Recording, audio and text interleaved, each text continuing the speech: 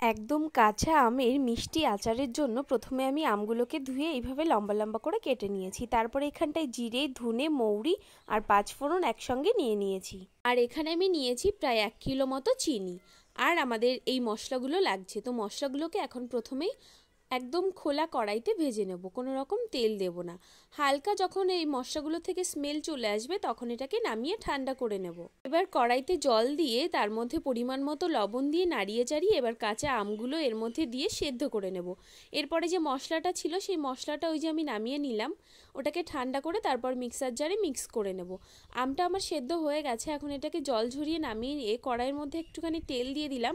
তার মধ্যে দিয়ে দিলাম পাঁচফোড়ন, শুকনো লঙ্কা আর তেজপাতা দিয়ে এটাকে নাড়িয়ে চাড়িয়ে মিশিয়ে নিয়ে আগে থেকে সেদ্ধ করে রাখা আমগুলো দিয়ে দিলাম। এবার আমগুলোকে ভালো করে নাড়িয়ে চাড়িয়ে সব কিছু একসঙ্গে মিশিয়ে নিতে হবে।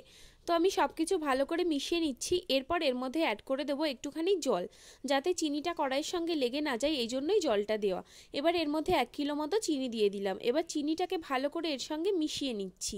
চিনিটাকে একদম এর সঙ্গে মিশিয়ে নিয়ে তারপরে আমি একটুখানি ঢাকা দিয়ে দেবো।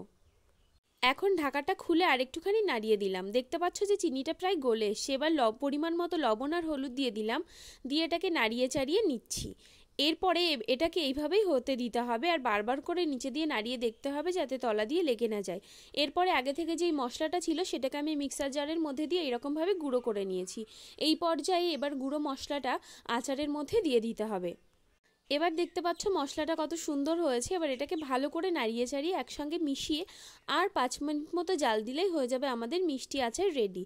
তো এই যে হয়ে গেছে প্রায়, এখন এটাকে নামিয়ে নেব। যখন এই রকম হয়ে আসবে তখন এটাকে নামিয়ে নিতে হবে, আর এটা একদম রোদ্রে দেওয়া লাগবে না। এই রকমভাবেই গরম গরম নামিয়ে একটুখানি ঠান্ডা করে কাচের জারে রেখে দিলে সারা বছর খেতে পারবেন।